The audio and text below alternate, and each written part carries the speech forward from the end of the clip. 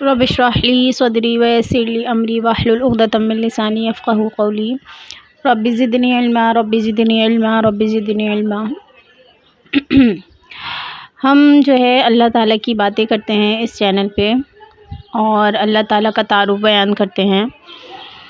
اللہ تعالیٰ کی تعریف تو ہم بیان کر ہی نہیں سکتے، جیسے کہ ہے اللہم لا احصی ثناء علیک کما اثنیت علی نفسک، کہ اللہ تعالیٰ کی شان تو ویسی ہے کہ جیسی اللہ تعالیٰ نے خود بیان کی ہے نا۔ اللہ تعالیٰ کی تعریف تو ہم بیان کر ہی نہیں سکتے۔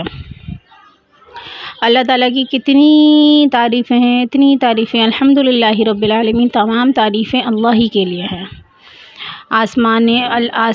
ساتوں آسمانوں کو اللہ تعالیٰ نے بنایا، ساتوں زمینوں کو اللہ تعالیٰ نے بنایا، پہاڑوں کو، فضاؤں کو، دریاؤں کو، صحراؤں کو، مچھلیوں کو، درندوں کو، چرندوں کو، پرندوں کو، سب کو اللہ تعالیٰ نے بنایا ہے۔ اللہ تعالیٰ نے شیر کی تخلیق کو دیکھیں اور جو ہے مچھلی کی تخلیق کو دیکھیں اور پہاڑوں کی تخلیق کو دیکھیں۔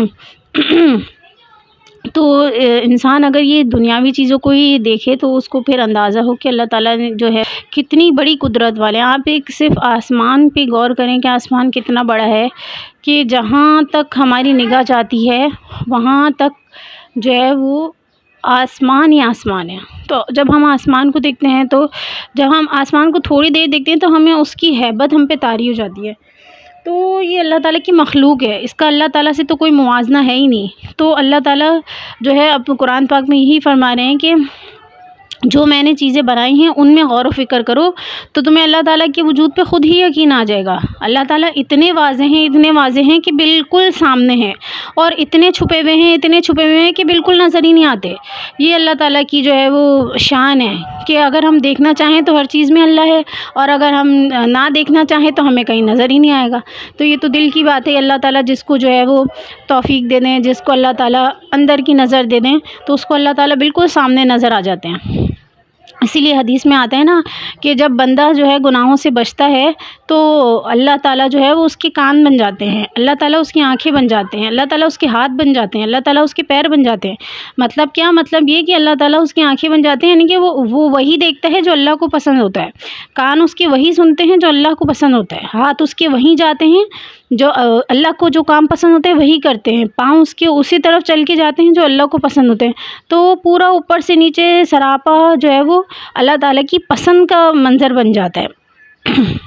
تو بس یہی کہ اللہ تعالیٰ ہمیں اپنی جو ہے وحدانیت پہ یقین دے، اور اللہ تعالیٰ ہمیں ایسے ہی اللہ کی تعریف جو ہے بولنے والا بنائے، کیونکہ اللہ تعالیٰ کو سب سے زیادہ پسند جو ہے وہ اپنی تعریف ہے، اور واقعی اللہ تعالیٰ ہی تعریف کے حقدار ہیں۔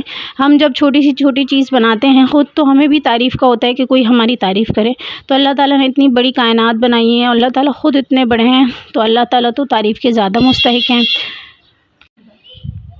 بس یہ میری چھوٹی سی کوشش ہے کہ میں لوگوں تک جو ہے وہ اللہ تعالیٰ کا تعارف کروں، لوگوں کو اللہ تعالیٰ کی تعریف بیان کروں، اور جو ہے اگر آپ لوگوں کو یہ میری ویڈیو پسند آئی ہے تو اس کو لائک کریں پلیز، اور اس کو سبسکرائب کریں اور شیئر کریں۔ جزاک اللہ۔ یہ میری چھوٹی بہن کی وائس تھی۔ میں اللہ مالک ہے، رازق ہے، خالق ہے، اور تمام جہانوں کے رب ہیں، بادشاہوں کے بادشاہ ہیں۔ اتنا اچھا لگتا ہے اللہ تعالیٰ کی تعریف بیان کرنا، اللہ تعالیٰ کی باتیں بیان کرنا۔ انسان جس سے محبت کرتا ہے اس کی ہی تعریف کرتا ہے، اسی کی باتیں کرتا ہے۔ تو کیوں نہ ہم اللہ تعالیٰ کی اتنی تعریف بیان کریں کہ اللہ تعالیٰ ہم سے خوش اور راضی ہو جائیں اور ہمیں اپنے پسندیدہ بندوں میں شامل کر لیں۔